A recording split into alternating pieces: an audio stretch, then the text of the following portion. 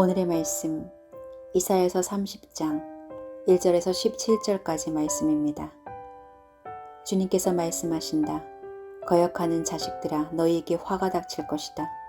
너희가 계획을 추진하지만 그것들은 나에게서 나온 것이 아니며 동맹을 맺지만 나의 뜻을 따라 한 것이 아니다. 죄에 죄를 더할 뿐이다. 너희가 나에게 물어보지도 않고 이집트로 내려가서 바로의 보호를 받아 피신하려고 이집트의 그늘에 숨으려 하는구나.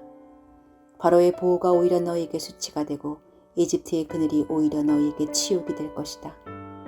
유다의 고관들이 소안으로 가고 유다의 자신들이 하네스로 가지만 쓸모없는 백성에게 오히려 수치만 당할 것이다. 너희는 이집트에게서 아무런 도움도 유익도 얻지 못하고 오히려 수치와 치욕만 얻을 것이다. 이것은 네겝의 들짐승들에게 내리신 경고의 말씀이다. 유다의 사절단이 나귀 등이 선물을 싣고 낙타 등의 보물을 싣고 거친 광야를 지나서 이집트로 간다. 암사자와 수사자가 울부짖는 땅, 독사와 날아다니는 불뱀이 날뛰는 땅, 위험하고 공고한 땅을 지나서 아무런 도움도 주지 못할 백성에게 선물을 주려고 간다. 이집트가 너희를 도울 수 있다는 생각은 헛된 망상일 뿐이다. 이집트는 맥 못 쓰는 라합일 뿐이다. 이제 너희는 가서 유다 백성이 어떤 백성인지를 백성 앞에 있는 서판에 새기고 책에 기록하여서 오고 오는 날의 영원한 증거가 되게 하여라. 이 백성은 반역하는 백성이요 거짓말하는 자손으로서 주님의 율법은 전혀 들으려 하지 않는 자손이다. 선견자들에게 이르기를 미리 앞날을 내다보지 말아라 하며 예언자들에게 이르기를 우리에게 사실을 예언하지 말아라. 우리를 격려하는 말이나 하여라. 가상현실을 예언하여라. 그 길에서 떠나거라. 그 길에서 벗어나거라. 이스라엘의 거룩하신 분 이야기는 우리 앞에서 제발 그쳐라 하고 말한다. 그러나 이스라엘의 거룩하신 분께서 이렇게 말씀하신다. 너희가 이 말을 업신여기고 억압과 사악한 일을 옳은 일로 여겨서 그것에 의지하였으니 이제로 너희가 붕괴될 성벽처럼 될 것이다. 높은 성벽에 금이 가고 배가 불룩 튀어나왔으니 순식간에 갑자기 무너져 내릴 것이다. 도기장의 항아리가 깨져서 산산조각이 나듯이 너희가 그렇게 무너져 내릴 것이다. 아궁이에서 불을 담아 낼 조각 하나 남지 않듯이 웅덩이에서 물을 퍼낼 조각 하나 남지 않듯이 너희가 사라질 것이다. 주 이스라엘의 거룩하신 하나님께서 이렇게 말씀하신다. 너희는 회개하고 마음을 편안하게 하여야 구원을 받을 것이며 잠잠하고 신뢰하여 힘을 얻을 것이다. 그러나 너희는 그렇게 하기를 바라지 않는다. 오히려 너희는 이렇게 말하였다. 그렇게 하지 않겠습니다.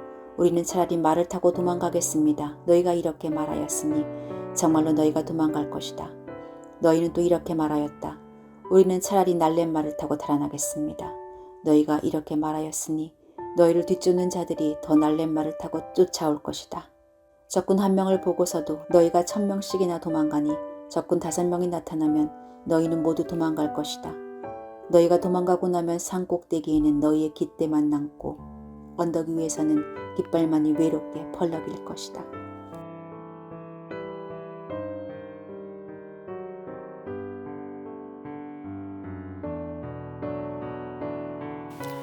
결정장애라는 말로 스스로 결정을 내리지 못하고 망설이는 사람들을 나무라기도 하지만 사실은 혼자 독단적인 결정을 내리는 것보다는 여러 사람과 상의를 하면서 일을 진행하는 것이 훨씬 지혜로운 것입니다.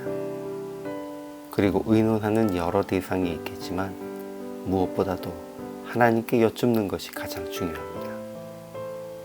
때로는 세세한 부분까지 하나님께서 직접 이끌어 가기도 하시지만 하나님이 큰 줄기를 잡아주시면 우리는 세세한 부분을 믿음의 동료들과 의논하여 진행하면 됩니다.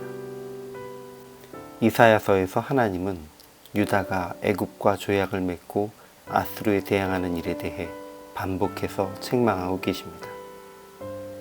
오늘 본문도 여기에 대해서 계교를 베푸나 나로 말미암지 아니하며 맹약을 맺으나 나의 영으로 말미암지 아니하고 애굽으로 내려갔을 때 나의 입에 묻지 아니하였도다 라고 기록합니다. 하나님께 먼저 여쭈어 보았으면 아무 힘이 없고 곧 아수르에게 정복당할 애굽과 연합하는 일은 하지 않았을 것이다 라는 말씀입니다. 그러나 당시 유다 사람들은 하나님의 말씀을 듣고 바른 길로 인도받는 것을 싫어하면서 선지자들에게도 하나님의 경고는 말하지 말고 그저 부드러운 말, 자기들이 듣고 싶어 하는 말만 하라고 요청하고 있습니다. 하나님의 뜻을 몰라서가 아니라 자기들 마음대로 살아가고 하나님의 계획마저 간섭처럼 귀찮게 여기고 있다라는 것을 볼 수 있습니다. 나로 말미암지 아니하며 나의 영으로 말미암지 아니하고 하나님께서 이스라엘 백성들을 책망하시는 핵심은 그들이 하나님의 백성임에도 불구하고 하나님께로 말미암지 않은 행동을 하고 있다는 것입니다. 오늘 우리가 하나님께로 말미암지 않은 것을 계획하고 행동하고 있다면 그것은 사는 길이 아니라 죽는 길이라는 것을 명심해야 합니다. 세상에서도 일방적으로 결정하고 독단적으로 행동하는 것보다는 쓴소리에 귀 기울이고 변화를 위해 노력하는 이들을 더 높이 평가하고 그들이 더 좋은 성과를 거둔다고 말합니다.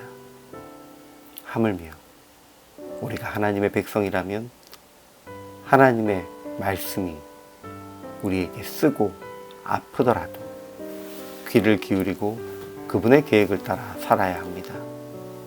그것이 우리가 사는 길이며 성공하는 길입니다.